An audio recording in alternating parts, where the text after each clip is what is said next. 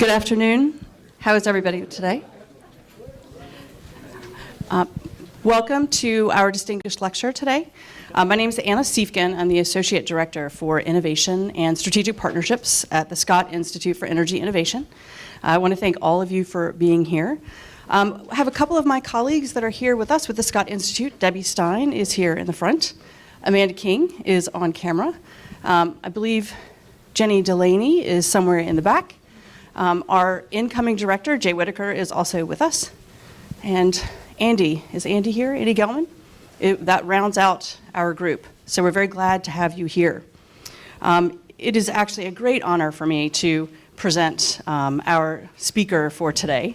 In many cases, we bring folks onto campus who I've met in a cursory way. That actually is not the case this time. So Val Jensen and I have known each other for more than a decade, I think. We started working together when we were both at ICF International quite a few years ago. We worked on utility programs together at that time, putting together retail programs for a utility in the Midwest called We Energies. We had any number of conversations about bringing him to campus, but the most important thing I think really is that the role that he plays in Chicago for ComEd, which is an Exelon company, is incredibly influential. He has a very wide level of influence as well as insight into the kinds of work for the utility of the future. His current title is Senior Vice President for Customer Operations, but it doesn't quite get to the heart of everything. He has about 1,200 people that work for him, and he has allowed me to say that he's also hiring. So he'll put in a little plug for that as the conversation goes on. So he's going to fill in the blanks because I wanted to introduce him as friend, colleague, and mentor. But he'll fill in the blanks with the rest of his resume, he promises. So with that, Val Jensen. Thank you. Much appreciated, Anna. And I'm not going to fill in a lot. We'll just sort of do this as we go. And I'm thinking this first slide was kind of a mistake. It made sense to me when I did it last weekend, but I'm not sure anybody's going to get it. Does anybody recognize any of these pictures? Yeah, this one hopefully people recognize. So the reason that this is up there is the chance to come to CMU is actually kind of a big deal for me. I've been doing this for 35 years. I guess I count myself in the first generation of energy policy geeks. I actually studied energy policy in one of the first programs in graduate school. Was in graduate school during 3 Mile Island. Was actually in college when the first energy crises started to hit. So I was there kind of at the beginning of energy policy, and particularly efficiency policy. And CMU actually played a pretty significant role in that. So anyway, on the left is, for those of you who don't know, and I'm sorry if you don't know what that is. That's Abbey Road. Just to the left of this is Abbey Road Studios, where the greatest music ever was recorded. That's me at Abbey Road Studios. Almost exactly where John Lennon stood. Anybody know who that is a picture of? And you should really be ashamed if you don't. Roger Sant. Roger spent a couple of years at CMU in what I think was called the Institute for Energy Productivity or something, right at the late 70s, early 80s, and wrote this paper, which is one of the most influential pieces of, I wouldn't call it scholarship, but maybe policy scholarship that I have ever seen in the field of energy policy, electricity policy in particular. And the reason it was so significant is at the time, energy policy was all about the supply and demand and policy associated with the supply and demand of energy, electricity, oil, natural gas. There's a lot going on in the policy field. But everybody was focused on the commodity. And Roger was the first guy that I had ever seen who recognized that the policy focus was fundamentally flawed if concentrated on the commodity, that what really matters in the world of policy, in the world of energy, in my world in particular, is the energy service that the energy is providing. So he kind of coined the term least cost energy service, and changed the way policymakers thereafter thought about energy policy, and particularly the demand side of energy policy. The focus shifted from commodity to trying to understand how customers actually use energy, why they buy energy in the first place, articulating the notion that energy is a derived demand, derived from the core service that each of us is trying to accomplish as we go through our lives. I read that in, I think, 1981, something like that, and I don't want to go overboard, but it had sort of the same effect as listening to the White Album in college in my dorm room with that certain smell that's now legal in many states, I should note, including my home state, which is California. But I felt this sort of quiver in the space-time continuum when I read that, and it really got me focused on a different approach to what I did in my career, and I've stuck with it for 30 years. Now, well, actually, there's a point to all of this, and I'll get to it ideally at some point. Ann had asked me to give you a sense of my career trajectory, but not to spend a lot of time on it. So I've tried to plot this in engineering terms as a function of purpose against time. There are other dimensions to life, of course, but this is the dimension of my life related to purpose. And without getting too smarmy about the whole thing, I think the gift of a purpose is probably the greatest gift any of you can ever be given. I got mine in part by reading that article by Roger Sand, and ever since then I've had a pretty interesting purpose related to some of these other books on here. So we start in the blue tuxedo, where I had a very different purpose than I have today. That was the night of high school prom, and I had my mind on very different things than energy policy. Purpose hit a low point here as I neared impeachment as president of the Student Congress. I did narrowly avoid it, but found public policy really as the guiding purpose in my life at that point. I grew up in Minnesota. Hubert Humphrey was kind of a perennial political candidate from Minnesota, perpetual loser, at least on the presidential level, but was nearing death when I was graduating from college, and he issued this last speech, which you can't really read, but it talks about the moral test of a government, and it's something that really resonated with me and led me off into public policy, which is where I encountered a couple of these other things. Small is Beautiful, if any of you have read it, Least Cost Energy Paths, Amory Lovin's kind of the pioneer of energy efficiency policy. And something that you probably haven't encountered, particularly in your pursuit, which is The Grand Inquisitor, which is a book within a book. It was written by Dostoevsky, the brothers Karamazov. And The Grand Inquisitor is this beautiful treatise on the perpetual contest between free will and authority. And it's a theme that plays out in manifest ways in our business, and it's something that's kind of been my defining principle as I've gone through the rest of my career. So worked for the state of Illinois coming out of graduate school, was part of a group of 5 or 6 kids right out of grad school that were hired to write the state's first energy policy, which was a wonderful, wonderful experience. Encountered Roger Sant, had to get out of Springfield, Illinois, moved to Washington, D.C., became a consultant, went to US DOE, where I worked for the Assistant Secretary for Energy Efficiency, and did what was then called least cost energy planning or integrated resource planning related to electric utilities. Went back to consulting, had a child. That's sort of the deviation in the two curves. Personal purpose took off, professional purpose plateaued. And then, kind of out of nowhere, 30 years after all this had started, I was doing some consulting for Commonwealth Edison to help them write their first energy efficiency plan. And was contacted by the woman who would be my boss. She was then a senior executive at the company, and there was something very, very different about this person. The principal difference was she was a woman, and you don't see that very often in utility executives. But she also had this very unconventional perspective on what the utility business was all about. So fast forward about another 5 years, she hired me. I came to work at ComEd, thought I'd try it for a couple of years. Interestingly, ComEd was a company that I absolutely loathed when I started my career because I worked a lot with them on the other side of the table. Thought they were literally a group of Chicago thugs, which they were. Never thought that I could find my way to working for a company like that until I ran into this pretty special person who is now the CEO of Commonwealth Edison.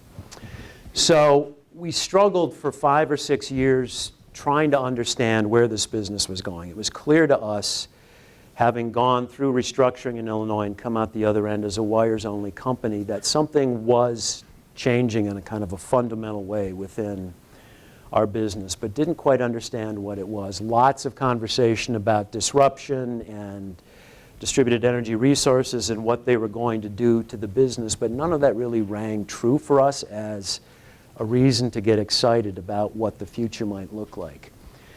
So about a year ago, we sat back and concluded that the way our industry was thinking about disruption, and particularly the evolution of the business model, was immature in the sense that we were obsessed with trying to predict when some sort of disruption was going to occur. And as we all know, predictions of that sort are inherently wrong and are not really a very good basis for planning because they will lead you astray. So we said, well, what is really true about the world that we live in? What do we know to be true? And if we can decide what that is, then maybe we can follow the implications of that truth to a place that we feel is good for us as a business. And the 4 truths that we came up with are on this slide.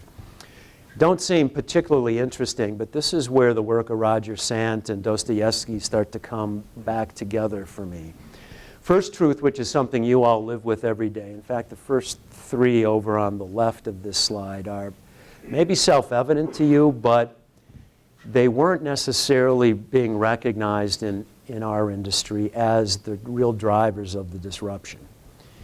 So technology is inexorably getting smaller, better, faster, cheaper, smarter, more pervasive. As it gets more pervasive, better, faster, smaller, cheaper, it is also getting more interconnected. And absent some huge cyber event, that connection is going to continue to propagate through the economy. And that's causing data to simply explode. We know more about everything every hour than we did in the prior 20 years. So those 3 facts, really important. 3 truths, very important to us. The most important, though, is over on the right side, which is where Dostoevsky kind of comes into this. We've operated as a monopoly for 100+ years, and as such, we don't really have to think, or didn't really have to think about customers and how they behaved and who they were and what they cared about. They could not exercise any choice because we're a monopoly, and they could exercise very little control because technology didn't really provide that opportunity for them. But if you read The Grand Inquisitor, what you will find is the best exposition of the human struggle between control and free will that you will ever see. And our belief is that free will is going to manifest itself in our business as a function of this technology getting better and better and better. So simple thing, as soon as customers can flee the monopoly utility, they will flee the monopoly utility because inherently customers don't want to be controlled by large institutions.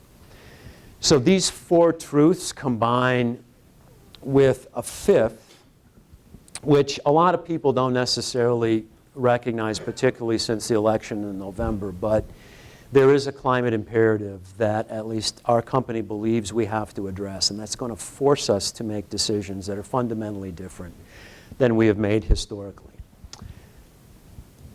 Doesn't really matter if you accept these truths or not as truths.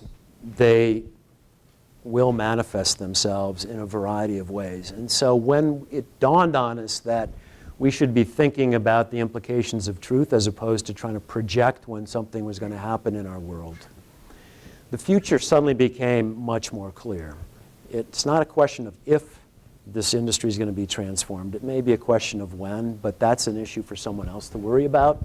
Our job is to begin to adapt the utility structure and purpose to these 5 truths as we understand them, because they are going to happen. It may not happen in my career, but it's certainly going to happen in the generation represented in this room. And so what became important for us was to understand what the implications of those truths would be. Very cartoonish view of that. And the idea here is not to try and predict what this looks like, but to extend in a logical way the implications of those 5 truths that I just talked about. With a little dose of Dostoevsky and the Grand Inquisitor. So given that people have the ability to flee us, they will flee us in all sorts of ways that are represented in this set of pictures, which has, I think, a more profound implication for how we start to think about restructuring our business. This is a set of takeaways that we prepared as we started to think about how other industries have confronted these truths. And this was something the telecom industry spent a lot of time regretting that it didn't think about before it happened. The 3 really key points as we think about the evolution of an industry based on those truths is that, number 1, we have to get the pricing right. One of the things that did not happen in the telecom industry is they didn't price efficiently. There's a lot of cross-subsidization going on in telecom pricing when disruption hit. As a result, the incumbent utility was burdened with a lot of the inequitably or inefficiently allocated costs. And that made it very difficult for that incumbent industry to respond. So you got to get the prices right before you get disrupted, not after. Customer primacy needs to be learned in the business. One of the things I think that the telecom revolution proved is that the customer is ultimately going to drive this in the direction that they're able to go given technology. It's a hard lesson for a monopoly to learn since we have never had to worry about customers before. They just did what we told them was good for them. So learning this notion of customer primacy was a huge, huge thing for us to accept that we needed to do. And finally, shaping the regulatory agenda was something that the telecom industry failed to do. Net neutrality was imposed on them, which essentially precluded them from being able to recover the costs of operating that business. So these 3 important lessons led us to conclude that our business needed to evolve from something that was very much akin to what's called a pipes business, produce something on one end, spit it out the other end, where the focus is on the price of that commodity. That's what determines your ability to compete, the price and the quality of the commodity, to a platform business. And this is a very popular notion now in Silicon Valley. Every business being proposed is designed as a platform business, where the purpose is not to create throughput. The purpose is to facilitate transactions. So the value in a pipes business is a function of the commodity that passes through. The value of a platform business is a function of the number of transactions that you're able to facilitate. This was sort of the breakthrough for us, that we're really not this business anymore, we're that business. And that's particularly true in our case because in the late 90s, we were split apart. Our generation fleet is no longer part of the business. We're simply a distribution and transmission network. And thus, even though we hadn't recognized it, we were effectively a platform for people to be able to trade things related to electricity. That led us to spend a lot of time thinking about what this platform would look like within a utility. And we decided that this platform really is composed of 4 layers. At the bottom is the traditional utility, the physical asset base, the poles and the wires, and to some extent the generating plant that feeds those. Second layer is system operations, real-time operations, as well as planning. Third layer is the economic transactional layer, where prices for the commodity are set. In the case of a distribution utility, it's really the price of reactive power. Everything else comes to us through wholesale power markets. But at the distribution level, you worry about voltage and reactive power as your essential commodity. So at that level 3, that's where that market settles. And then the top layer is the retail transacted layer. This is where our customers and other producers will transact with one another to create value. And our ultimate objective is at that level to create as much transactional churn as possible, whether or not that's churn that we're responsible for or not. Now, when I say churn, I'm not talking about kilowatt hours. Increasingly, our business, my business, could care less about how many kilowatt hours somebody uses, which is an odd notion, I suppose, for somebody thinking about a utility. But we are a decoupled utility, meaning that our revenue is not dependent on the throughput through our system. And recently, legislation was enacted that allows us to earn as much money off of energy efficiency investments that we make as we make by putting in a new substation. So we truly are indifferent to the kind of transaction that happens on our platform. The value of our business, though, is dependent on facilitating as many of those transactions as we can possibly facilitate. So over the last year, our strategy has evolved from recognizing that this is really what we are to understanding the kinds of investments that we need to be able to animate that 4-layered platform model. It's also really important to try and understand the connective tissue between those layers and to recognize the extent to which that this whole model is tied together with a set of data analytics that we've never had to pay attention to before. So one of our first steps has been to try and blow out these 4 layers of the model into some very narrow constituent pieces so we can understand the nature of the investments that are going to have to be made to not only build out each of these layers, but to tie the layers together. The connective tissue being data, being people, being process. So let me take you quickly through each of these 4 levels. We've moved into a state within Commonwealth Edison where we are now focused on identifying specific investments that need to be made to animate this model. At the base layer, level 1, which as I said is the core infrastructure, poles and wires in our business, the challenge for us is how to re-architect this layer to accommodate a much more distributed architecture. So this is either a typical radial system or to some extent within the city of Chicago, it's a networked electric system. But it's not designed, as are none of the other electric utility distribution systems, to handle large volumes of distributed resources. This is not a system that can handle two-way power flows very well. So the key issue at the first layer is how to redesign and re-architect this system to handle a much more distributed set of resources operating on the system. The second layer is the place where real-time system control happens as well as planning for the system over time.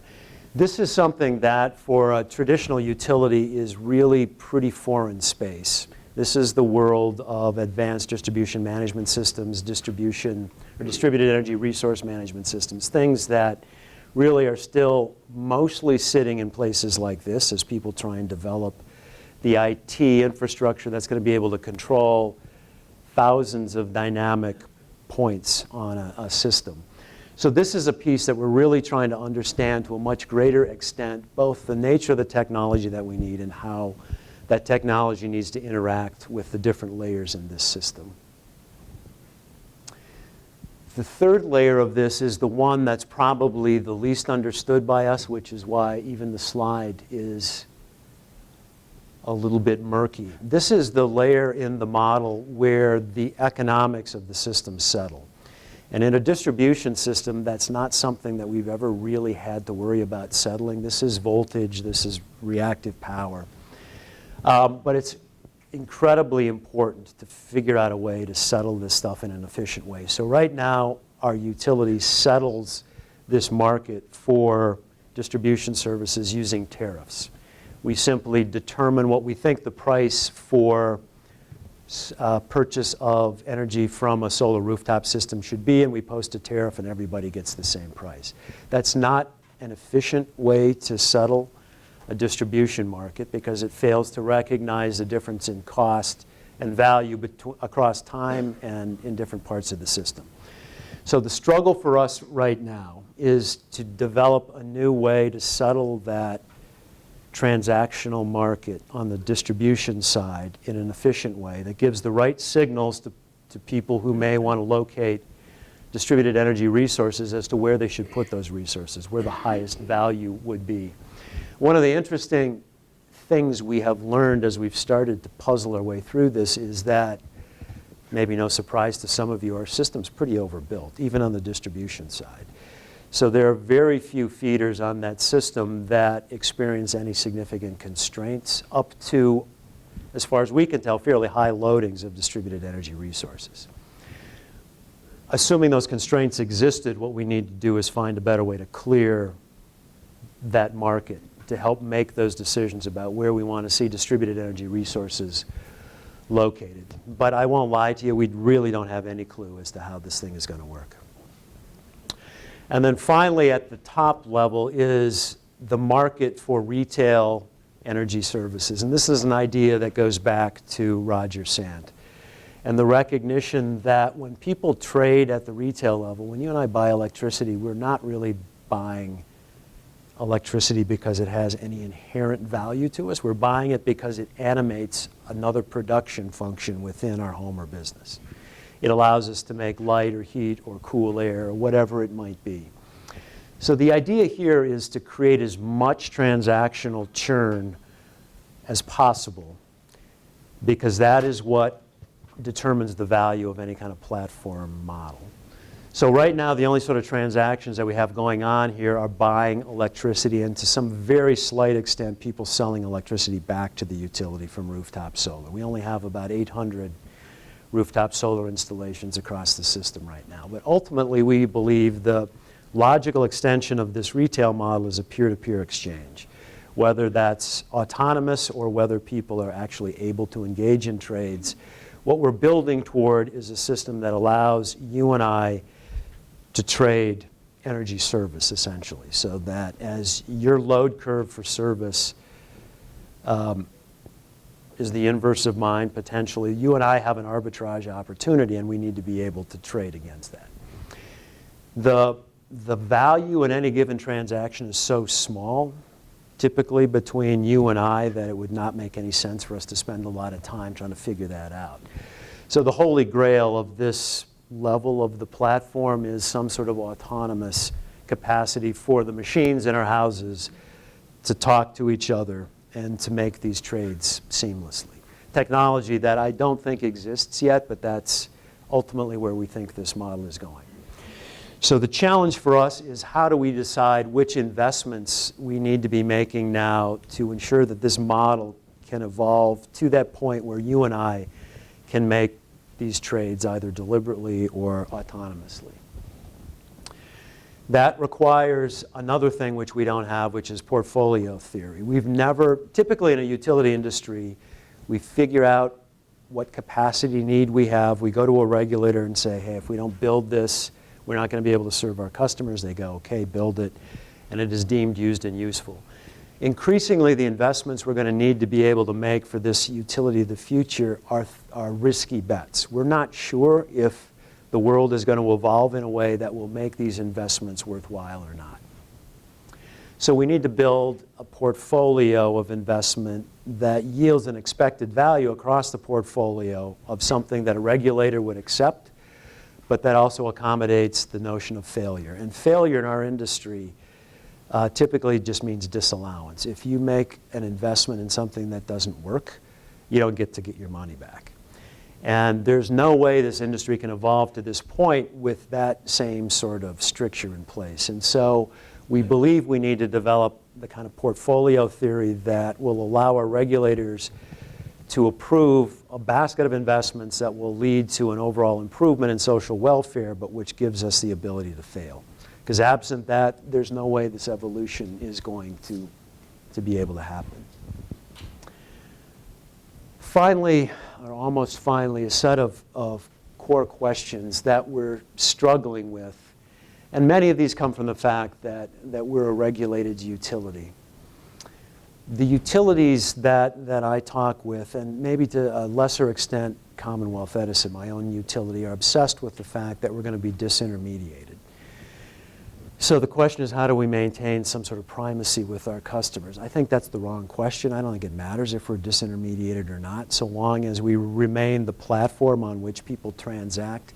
I don't really care if they know who I am. I don't care if I'm the one with the customer relationship. I do care that they transact on my platform. I don't think the Chicago Mercantile Exchange really cares that customers who are buying sugar and flour and oil and natural gas know who the Chicago Mercantile Exchange is. They just care that people trade contracts.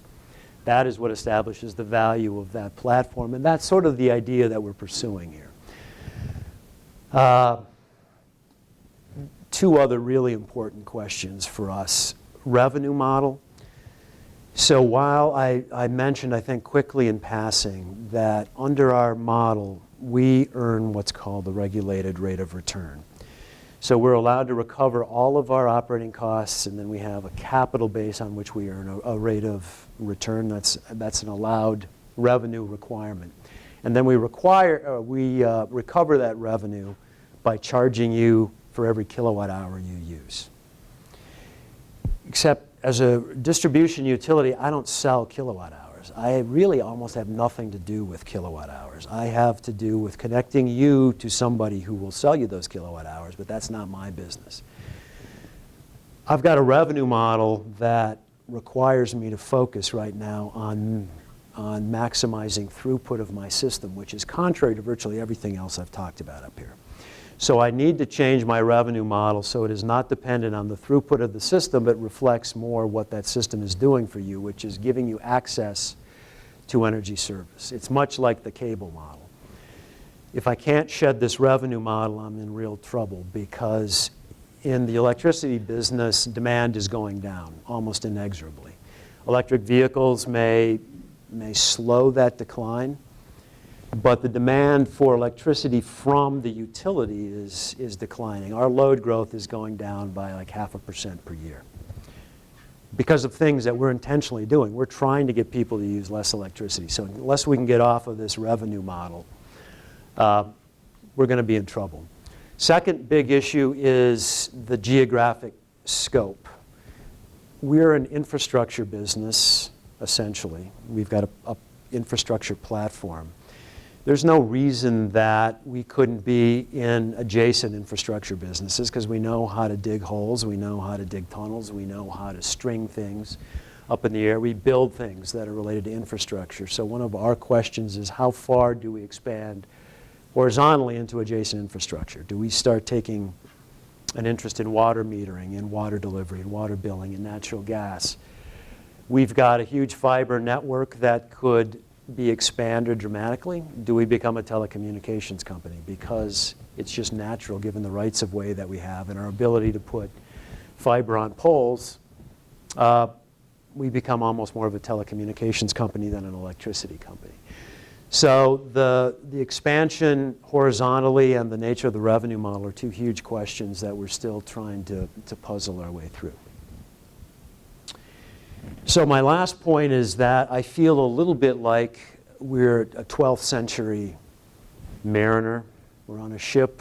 All we know is that there are supposed to be monsters out in that sea, and that somewhere there's a big ledge that we're going to fall off of. So every day that we wake up is the day that we didn't fall off the ledge and we didn't get swallowed up.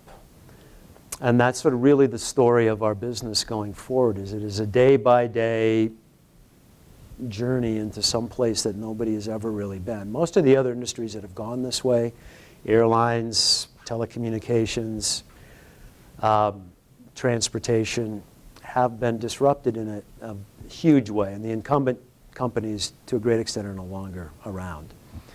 Our expectation is that we will continue to be around, but to do that, we have to find a way to navigate a lot of these questions that create this very unknown sea for us. So my final pitch is to anybody who may be looking for a job at some point soon. in a very unutility-like thing, we're starting to reach out to places that we normally wouldn't go, for people who absolutely don't think like we think, who might be able to help us puzzle through not only a really interesting business model question, but puzzle through the technology that we're going to need to figure out to make this ultimate manifestation, the peer-to-peer, highly transactive market, a reality. So any interest in that, let me know afterwards. And with that, Anna, I'm happy to take any questions. Yeah.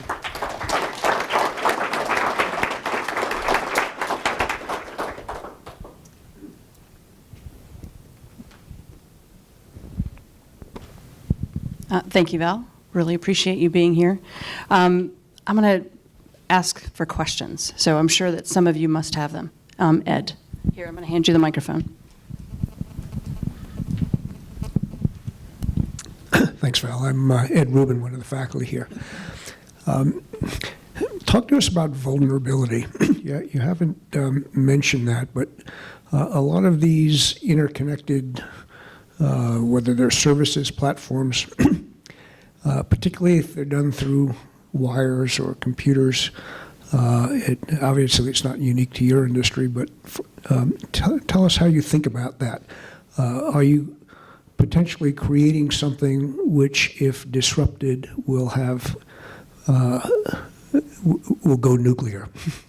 Yeah, now, wonderful question for which I don't have a wonderful answer, except to say that, and I dropped some of this out of the remarks, but going back to my earlier training, I'm a fundamental believer in the fact that centralized systems are bad systems, from both sort of a human will and control perspective as well as a vulnerability perspective.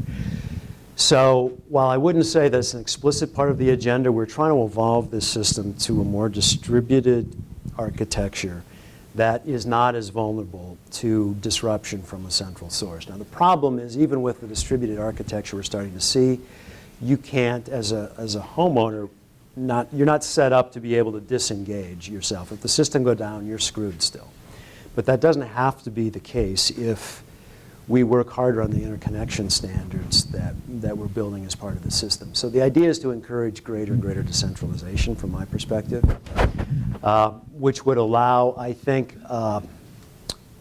less vulnerability, which would create the context for less vulnerability if some central problem happened. Now we're investing a lot of money in trying to understand microgrids and how they might contribute to this resiliency of the system. My view is that a microgrid does nothing for the problem that you've suggested, because it's still electrically connected to the system, and thus it's not going to help you. So I think one of the challenges we have here is to figure out how to make this system more distributed and decentralized, in fact, such that if there is a problem on the network, we can island pieces of it much more easily, up to and including your individual premise, which we now can't do. We're investing a huge amount of money in cybersecurity and understanding the resilience of the system and how we can bring pieces of it back up faster. But clearly, as you can see, I'm struggling for a great answer to your question, because I think we do worry a lot about the vulnerability as we create more access points on the network. Yeah. Hi, I'm Granger Morgan, here also on the faculty. So if I'm a developer and I come to your service territory and I build, say, a 5 or 8 story building, and I put a couple of microturbines in, you'll interconnect to me because there's a federal law, among other things, that says you have to. But now I'm the same developer and I take those 8 stories, and rather than stacking them on each other, each is spread out geographically, and I still have a microturbine, and I interconnect them, and I want to connect to you, and some of my cables actually go across public rights-of-way. Technically, there's no difference, but I presume that you have exclusive service territories and would not want to approve the ladder design. Talk to us about that. Well, right now we wouldn't approve the ladder design. We want to get to the point where we would approve the ladder design, and I'm not exactly sure what the architecture was you're describing, but it sounds like something we call virtual net metering, where a number of Yeah, I want to build a microgrid and be interconnected to you. And the reason I gave you the first example is that technically the building with the several stories and a combustion turbine or two looks no different than if I put these on 2 or 3 adjacent properties. But in So they're all adjacent as yeah, part but of a regulatory terms, they're quite different.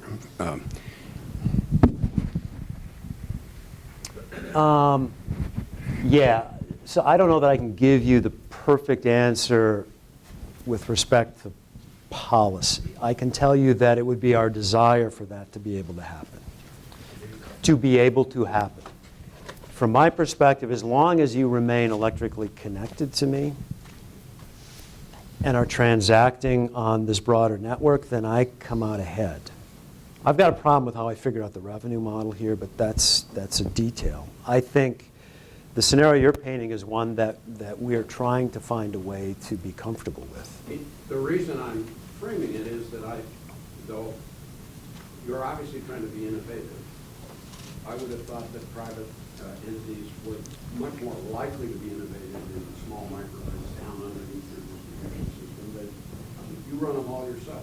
And so to the extent that you're trying to induce innovation, it strikes me that this is a model that we need to figure out some way to. No, absolutely, and we're struggling to figure out how to build our first microgrid, and have finally concluded that we need to let go of the generation piece of that, such that whomever wants to come in and build the generation as part of this can do that and connect with us. So the short answer is, ultimately there will be no difference between those two scenarios as far as we're concerned. Legally today there is. If what you're doing within that microgrid is reselling electricity, then you need to become a utility yourself to be able to do that. Yeah. Hi, my name is Frank Cox. I run an information and energy services company. And I have a kind of two-part question, one to follow up on what you were originally talking about. But with the state of most companies being BYOD and bring your own device, and the average consumer has about 4 mobile connected devices, with the current state of being able to buy internet privacy, possibly, what do you see with IoT and consumer security, like the market and buying habits in protecting consumer identity? So does the question go to how are we protecting the data that we have as a result of that? Yeah, how are we going to keep our people, consumers, and employees safe for not getting IP from a customer since everything's connected? Yeah, it sort of goes back to this earlier question, and I honestly don't have a good answer for that right now. There's a bit of a battle going on within the broader Exelon family of companies. One hand represented by the security guys who would prefer we did not establish any of these connections. You know, if they had their way, we'd go back to quill and ink to a great extent and not have anything being connected via a network. It's not something that I've got a great answer for. We're confident that we have the cyber protection that we could possibly install at this point, but none of this stuff is perfect. So we've started to move to an internal policy of trying to figure out how to adapt to cyber penetration much more quickly than we otherwise would have been able to. Sure, thank you. And you spent time at DOE. I was at DOE on Tuesday when Trump signed the executive order. And with the proposed cuts in EPA, what are your thoughts on them reducing the grants by 34% and things like Energy Star that's going to, definitely affect municipality and pumping money back into the market? I have to be cognizant of the fact that I work for a company that maybe has a different position than I do at some level. I spent time during the Clinton administration. I have a pretty passionate belief in those programs and the value that they've delivered. I was in the the DOE during the first Republican Revolution in the 90s, and my job was to do budget defense for energy efficiency and renewable energy. And I don't want to have to go through that again. That was an extremely frustrating process that's just so full of demagoguery. There was no debate as to what the value to the country was of this investment. There was just this sort of belief that this was corporate welfare and we shouldn't be doing any of it. So my personal view is this is the next 4 years are scary. I take comfort in the fact that I'm part of a company and an industry that, despite what's going on in Washington, I think has reached the point that we believe that this stuff is fundamental to our business and we need to keep making those investments. So energy efficiency spending by the utilities continues to rise, and I think will continue to. Thank you. Hi, I'm Mike Fisher. I had a question on the platform idea in general. It seems very similar to platforms espoused by New York or California. So I was wondering if you're taking any concrete steps to implement the overall platform, given that you have no idea how level 3 is going to work and the economics are going to work? Or are you just going to wait and to see until New York and California figure things out, or are you No, moving and I forward? think those two states have very different approaches. I think the New York approach is much more consistent with this classical platform that I talked about. California is still, I think, more administrative in their approach. It's kind of a traditional integrated resource planning applied to the grid. We're not waiting to see how that plays out. I think New York is, if it hasn't collapsed yet, but it's going to. With the loss of the chairwoman, I don't think they're going to be able to sustain the momentum there. The concrete steps we have taken are, one, we have launched a really simple marketplace, online marketplace, the purpose of which was to test whether we could draw customers onto that platform to just do very simple transactions, buy a smart thermostat. The next step is to enroll in a dynamic pricing program. Third step is, as part of some new legislation that was just enacted in Illinois, we're expecting thousands of megawatts of solar in the next couple of years, rooftop solar. So we're going to architect this platform to be a one-stop for a customer who's interested in knowing whether it makes sense for them, to finding the people who could sell it to them, to financing that, to getting the interconnection and setting up net metering. We want to test whether we can take that level of transaction to a much more complicated transactional process. So we've started to build that out at the 4th level. I think that can still be separate to a great extent from what happens at this 3rd level where you're trying to clear the market. It's not great, but you can run this layer 4 off of tariffs just fine. Customers just need to know what the price is for the underlying service, and then they can trade around that. So this marketplace is something we're really excited about. It's worked so far. We're getting a lot of customer activity on it. The idea is to couple that then ultimately with our data analytics platform so we can push a customer onto that platform to undertake the transaction that would be in their best interest, to the extent that we can define what that would be. So is this a pilot program that was approved by the regulators, and you're thinking it may be, if it's... We didn't really ask for approval. We told them we were doing it. And this is part of this new investment process that I mentioned. We're trying to work out a relationship with our regulator that allows a little more flexibility in how we do this. So the original cost was just $1 million something to set this thing up. We're using a third party to do most of the infrastructure for it. As we start to spend more and more money, we will seek permission for that. But all along the way, we're showing our regulators what we're doing and why we're doing it. And there's a lot of support for that right now. So in the next year, we're going to take a big leap forward to try and animate this whole solar purchase and operation process as part of that platform. And that'll be a really interesting test as to whether customers are going to come here or go somewhere else. Thank you. Sure. Hi, I'm Evan Sherwin, PhD student in engineering and public policy. So the direction that you've outlined involves a huge amount of data, a huge amount of really insight that would need to be gained from the data from smart meters, from these platforms that you're talking about. And my understanding is that ComEd is planning to make at least some smart meter data available, which I very much appreciate. I'm wondering to what extent ComEd is interested in collaborating with universities to gain these sorts of insights from smart meter data in particular and behavioral responses to different energy efficiency programs or other types of programs. I'd be very interested in speaking with someone from ComEd on that question. Yeah, short answer is we are. We have, in fact, collaborated with CMU before, with Dr. Lave, a number of years ago. We're trying to think about how to set up what we're calling a Center for Smart Grid Research that would allow us to provision data to a third party that could protect the anonymity, which is super important for us. The first time we lose somebody's data or it gets released, we're screwed. So we're interested in doing it. We haven't done a lot of it, so we're kind of slow in trying to figure out, is this going to be safe or not safe? But absolutely interested. Our view of how this is all going to work requires that we animate the market, which means we got to get the data into the market so people can think of new things to do with it. In addition to making anonymous data available to third parties, we've also turned on Green Button Connect so that customers can make their data available to whomever they want to at this point.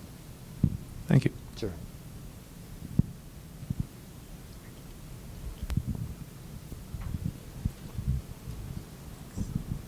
Hi, I am Jawad Mohammadi, a research scientist in electrical engineering department. And my question is related to your comment about the revenue model and like the fact that right now you are charging based on the kilowatt hour. So based on like given that all these solar panels and distributed generations that are coming online, how do you see that they are affecting like the charging that you have for residential customers? Are you moving towards a model like that you have like a demand charge also for residential customers, like some of the states like Arizona, or is this something that you're thinking good about? question. We had, as part of this legislation I mentioned, proposed moving to a demand charge for residential distribution service. All of our commercial industrial customers are on demand charges. So it's just the residential sector. We had proposed that largely as a remedy to the revenue erosion problem that we expected to see from solar. We handled that very, very badly. We fell into the trap of being portrayed as trying to drive your grandmother out of her house. You know, she invites you home for a holiday, her demand ratchets up, she can't afford her bill, we cut her off, and ultimately, you know, she's driven from her home. And we just lost control of that argument. It's clear to me we have to find a way to have this conversation, because it makes no sense to price electricity distribution service on a commodity basis. The two are not really related. So we're going to try that again at some point. Ultimately, we think we need to get to some sort of access charge pricing, fixed charge, maybe for basic and premium service, much like the cable industry has used. But this is like the third rail in electricity policy. As you've seen, as you watch the net metering debates around the country, the solar industry is super entrenched, and the customer advocates around the country just don't understand the issue. And so they reflexively will oppose anything that is demand-based at this point. So it's a problem. We're going to have to solve it. It's more political than it is technical. I think we know what the solution is. The demand charge that we proposed, we demonstrated unequivocally would benefit structurally 75% of the low-income customers in our service territory. Without doing anything, they would save money. And yet we still were portrayed as, you know, the snidely whiplash black hat guys who are trying to hurt low-income customers. So it's a political issue. It's no longer an economic or technical issue. Everybody's agreed that that a per kilowatt hour price is not the right way to do this anymore. Hi, I'm Reed McManigal. I work in the Technology Transfer Office here at Carnegie Mellon. I have two questions. One is related to your comment about being indifferent to energy efficiency measures. I'm curious how that works and how you might work with some of the people in this room who are forming startup companies and want to provide services to help on energy efficiency. Sure. So that's one question. And then the other question is related to the distributed energy resource management. Some people here are working on software to facilitate that. Do you have a test bed, or how could they interact with you to try to demonstrate the feasibility? Okay, first question. It's really actually quite simple. When we began this legislative process 2 years ago, as really a bargaining strategy more than anything else. I said, all right, if we're going to increase the amount of energy efficiency investment we're going to do, which we have agreed to do, we need to be able to make money from that. And the easiest way to make money is to just treat it like a capital investment. So I'm going to take every dollar that I spend on energy efficiency and put it into a regulatory asset, which is the equivalent of putting it into rate base for a utility, putting it into its capital account. Never imagined that that would actually happen. But because we agreed to expand significantly the investment in energy efficiency, we ended up with that policy. So literally, I can spend $1 on a substation, I can spend $1 on residential lighting programs, and my earnings are the same.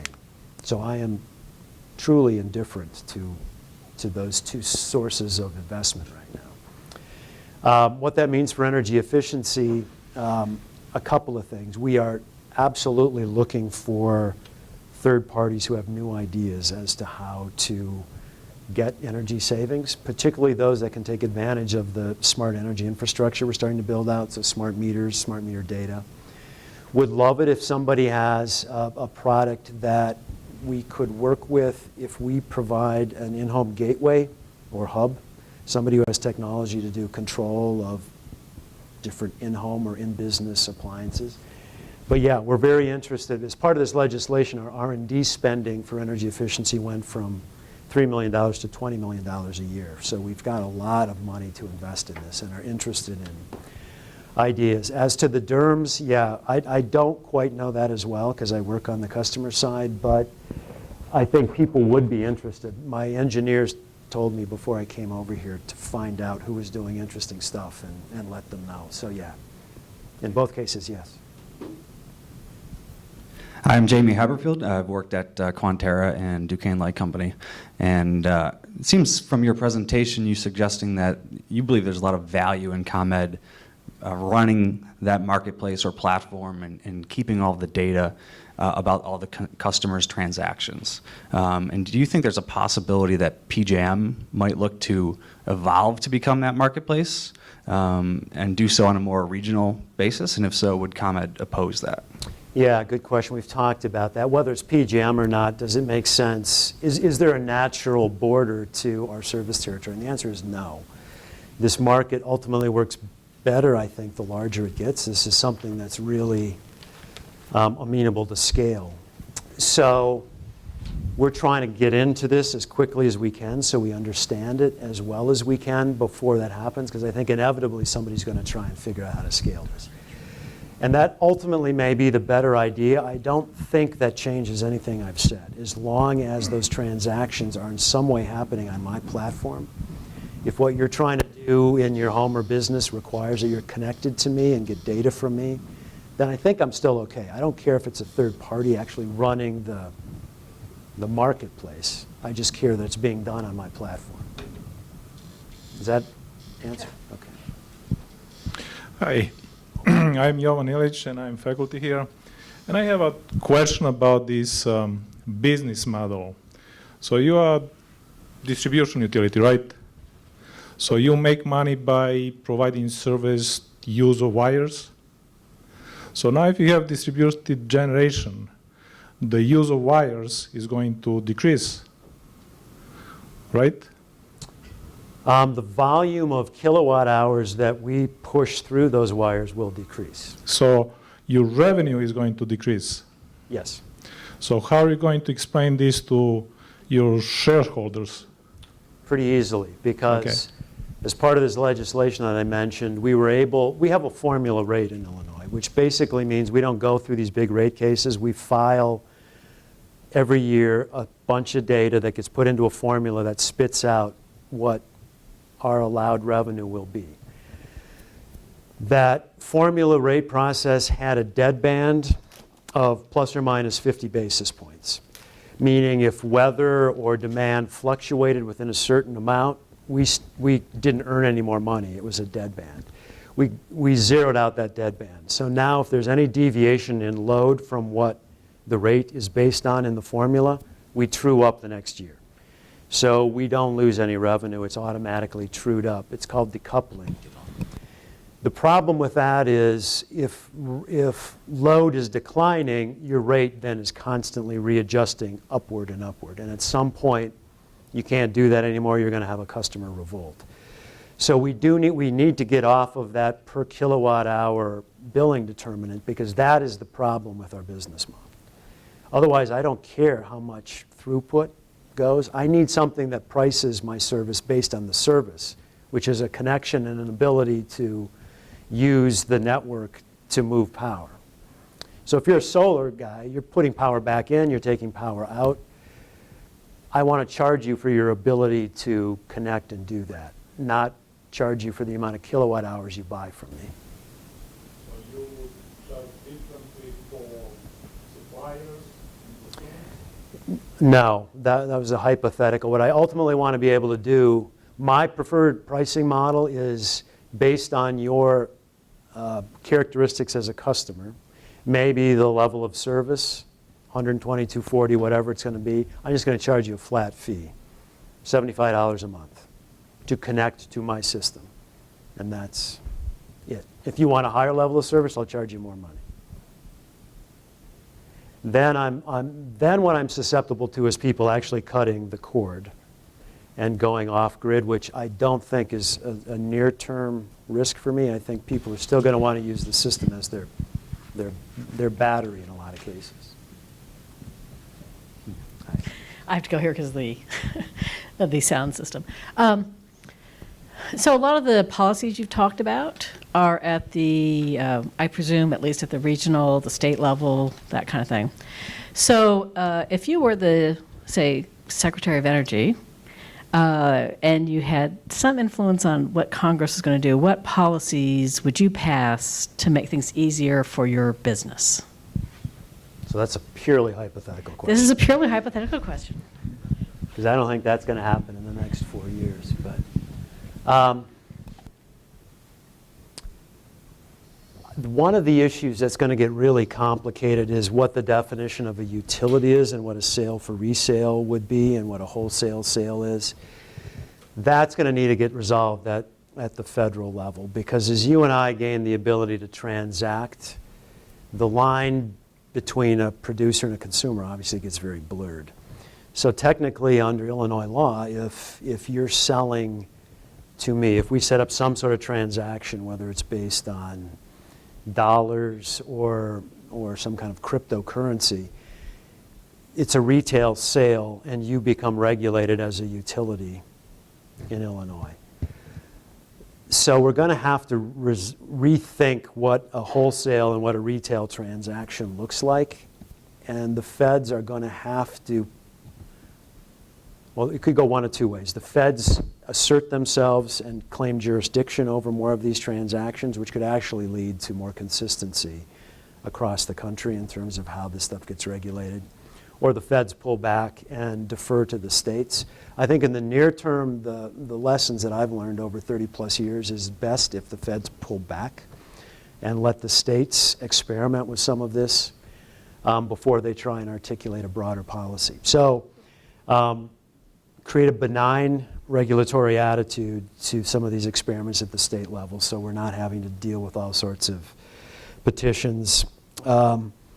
Funding for R&D is critical for us.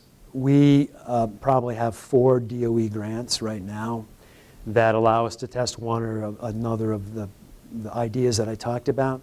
All that's going to go away, which is just going to be a huge loss to not only us, but to anybody else who's trying to figure this stuff out. So he claims he's going to be his own guy, and I hope he is. I hope he continues to articulate or advocate strongly for R&D funding in energy efficiency, renewable energy, because absent that, there's nobody doing research into this stuff now. Utilities are spending a lot of money, but we're not doing research. My budget, this $20 million, is probably the second largest budget in the country now for energy efficiency R&D if DOE starts to pull back in funding, which is kind of sad because that's not a lot of money.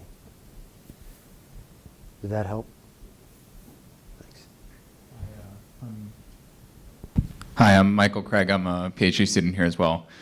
you touched on this briefly earlier, but it seems like you can have a growing bifurcation in your customer classes between people who have generation assets and who have the ability to engage in demand response and whatnot, and people who don't. And so there seems to be that there can be growing inequity in terms of tariffs and payments and all that. So I was hoping you could talk a little bit more about how you plan on addressing that as the system continues to evolve. Yeah, it's a good question that we actually worry quite a lot about, just given the makeup of our service territory, where probably 30% of our customers would qualify under some definition of low income. So it's clear we're not going to be able to go too far before we run headlong into that question. We need to have a good answer. And I'd split it into two pieces. With energy efficiency and demand response and ability to participate in those markets, I think we've solved that problem to some extent through upping the amount of money that we're spending on low-income energy efficiency programs and working with companies like Nest, Ecobee, and others to provide lower-cost, smart technology that somebody could, with financial assistance, get into their home and allow them to participate, for example, in our peak time rebate program. So I think the energy efficiency demand response is an easier solution. The thing I worry about is the distributed resource side of it. Part of what happened under this legislation was a lot of funding has been diverted to specifically low-income projects, either low-income rooftop or low-income community, which is probably more realistic. It's just in Illinois, which is one of those rare blue states anymore, you can't have a policy that's going to exclude a large chunk of the customer base. So there's a lot of focus on that. I would still say that most of the thinking is around the behavior of a white middle-class homeowner. When we try and think about how to design programs, we're not designing for this other demographic. We're working with a not-for-profit to do some really interesting work using smart meter data and pretty simple smart in-home technology, SMS technology, and so forth, to allow them to much more precisely manage their bills and to use micropayments combined with demand response and energy efficiency to manage their bills much more efficiently. So we just need to think about that population differently in terms of what their core need is, which is being able to pay a bill as opposed to wanting to have some interesting piece of technology. Great question. I do worry that we're going to create a divide nationally because all of the focus is on this sort of high-tech demand response, energy efficiency, smart grid, distributed resource stuff, which means nothing to, you know, a mother with 3 kids on the south side of Chicago. Great question. Thanks. We have one more question. Okay. FERC just recently won a case in the Supreme Court to regulate the demand response. And they're working on regulating the microgrids as we speak. So my question is, what do you think, how is that going to affect your vision and your business and so on? Well, to an answer just a minute, or to a question a minute ago, my preference would be that the feds stay out of this for a while until the states are a wonderful laboratory to try things out in. And I think if FERC gets too preemptive in some of this, they're going to shut down people's ability to experiment. And very often, and I probably shouldn't say this as a representative of a very large merchant generator, but very often PJM policy and FERC policy gets driven by the big generators, which don't necessarily have the interests of this developing market in mind. So I would urge them to sort of stand back a little bit, don't jump in too quickly to some of these things. One more question. Last question. Maybe this should have been an earlier question, but I'm still sort of, I'm chewing on the platform-based revenue structure you're thinking about. And I guess the strongest analog I can imagine is an internet service provider, where they provide the wires but not the content, right? Is that a fair thing to say, that you would be providing interconnections and transmission distribution but not the watt hours, right? And would the customers then themselves be paying a segregated bill, one to you and one to the provider, like the Netflix, or in this case would be the generation asset? I would say in the short run, probably yes. That's the way it's done now. We handle billing for ourselves as well as the retail electric suppliers, so there's a consolidated bill. I think in the longer run, it's not clear how this is all going to be billed or who's going to want to own that bill. And I wouldn't say it's only going to be watt hours. I think this is going to expand into some sort of derivative of energy service. And I don't know what that billing determinant looks like. But I think, yes, there's a bifurcation between network service, the ISP model, and the content. Got it. Okay. Fair enough. Thanks. Sure. Thank you, guys, again. And I'm serious about that last slide. One of the fun things I get to do is not only, my job is customer operations, but I'm also building the strategy group, the utility of the future group. And we are desperately on the hunt for smart people who may not know a thing about our business model, and that's actually good because you're not constrained in the way you think about things. So if there's any interest, see Anna. She can track me down. Would love to talk with you more.